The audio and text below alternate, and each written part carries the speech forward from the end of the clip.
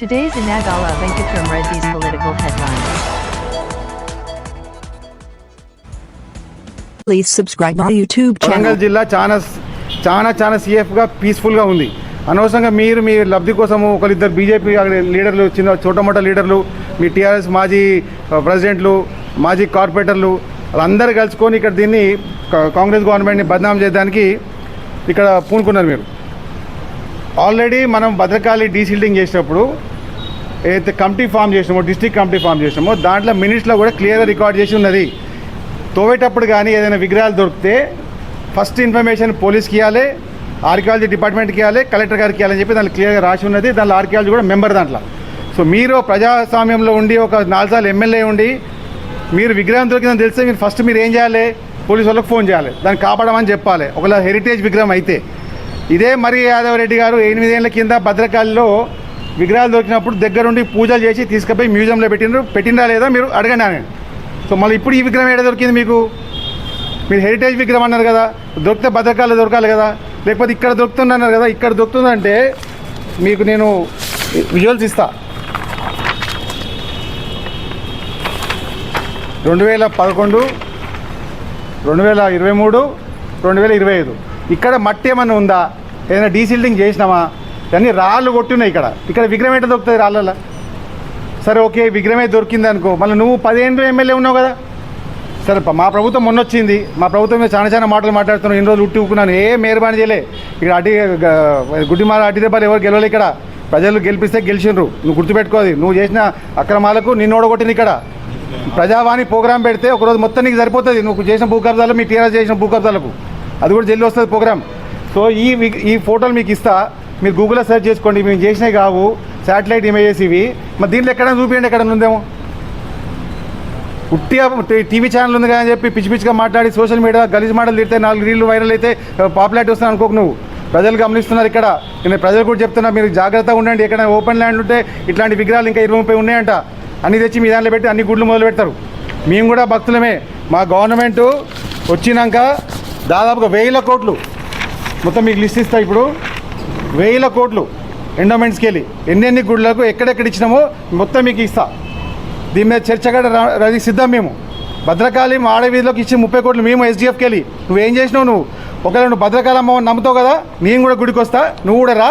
ఈ విగ్రహం అక్కడ దొరికిందని చెప్పి ఇద్దరం ప్రమాణం చేద్దాం. నీకు దమ్ము ఉంటే భద్రకాళి అమ్మవారికి ఆ గుడిలా దొరికింది అన్నట్టు, ఆ తోకలా దొరికినట్టు కనుక నువ్వు ప్రమాణం చేయి. చేసినాక మాట్లాడదాం. పుట్టినే నువ్వు గాలి మాటలు మాట్లాడి విగ్రహాన్ని వాళ్ళు ఇరగొట్టిండ్రు. మాకు సంబంధమే లేదు, అది గవర్నమెంట్కి సంబంధమే లేదు. అది 100% గవర్నమెంట్ భూమి. 1954కి వెళ్ళి అది గవర్నమెంట్ భూమి. మధ్యలో 1 సంవత్సరం 2009-10లో దాన్ని వాళ్ళు ఎవరో తెలియకుండా దాన్ని ఎక్కించిండ్రు. ఆయన మీద ఇప్పుడు చర్య తీసుకుంటారు. దాన్ని ఇమీడియట్గా మళ్ళీ 2010 తర్వాత మళ్ళీ సేమ్ కంటిన్యూ అయింది. 2025 వరకు కూడా అది గవర్నమెంట్ భూమి కింద వస్తుంది. కాబట్టి అది కూడా రికార్డు మీకు ఇస్తా. ఇది అఫీషియల్గా గవర్నమెంట్ ఇచ్చిన రికార్డు. ఇది కూడా మీరు ఎక్కడైనా చూసుకోవచ్చు. ఇది కూడా మీకు కాపీ ఇస్తా. ఎక్కడైనా ఒకటే సంవత్సరం వచ్చింది. అది 2009లో ఎందుకు వచ్చింది అనేది ఇప్పుడు ఎంక్వైరీ. దానిలో కూడా ఏముంది? దేవాలయం అని ఉంది. ఆల్రెడీ అక్కడ దేవాలయం ఉంది కాబట్టి దేవాలయం రాసిండి. అది గవర్నమెంట్. ఒకవేళ గవర్నమెంట్ కనుక మీకు భూమి ఇస్తే 100% దానికి ఒక జీవో ఉంటుంది, దానికి ఒక గెజెట్ ఉంటుంది, ఒక నామినల్ డబ్బు. ఒకవేళ ట్రస్ట్ కనుక ఇస్తే నామినల్ డబ్బు కట్టించుకుంటారు. అటువంటి ఏమంటే ప్రూఫ్ పట్టుకరా. ఎందుకంటే 15 ఏళ్ళు నువ్వే అధికారంలో ఉన్నావు కదా. నువ్వే ఈ భూమిని డెవలప్ చేయాలని చెప్పి చాలా మందితో మాట్లాడినావు.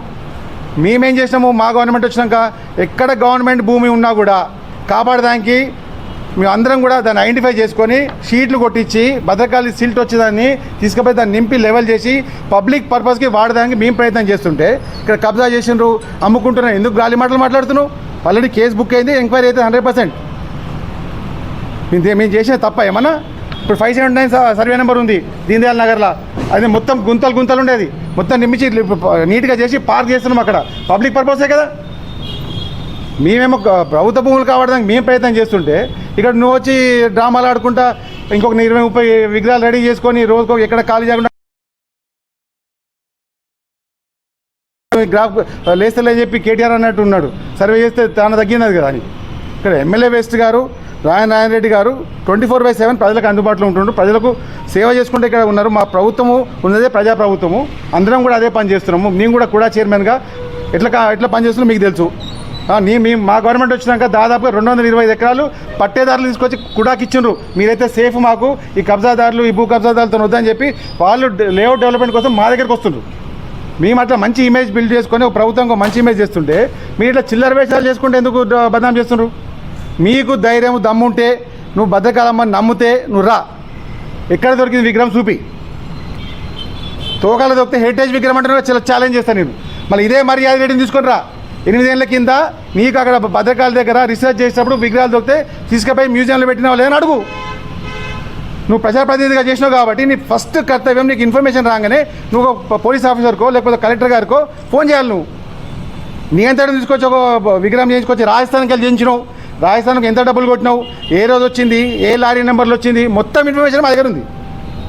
అది ఇప్పుడు బయట పెట్టేందుకంటే ఇన్వెస్టిగేషన్ అవుతుంది కాబట్టి. ఇవన్నీ పద్ధతి కాదు కదా ఇవి. ఆయన గలీజ్ మాటలు తిట్టుడు ఏంది? నువ్వు కూడా ఒక ప్రజాప్రతినిధి చేసినావు, 4 సార్లు ఎమ్మెల్యే అయినావు. ఆ లాంగ్వేజ్ ఏంది? యూత్ అంతా ఇప్పుడు రాజకీయాలకు వద్దామని అనుకుంటారు. ఇట్లా నీళ్ళంటే చూసి ఎవరు ముందుకు రారు. ఇక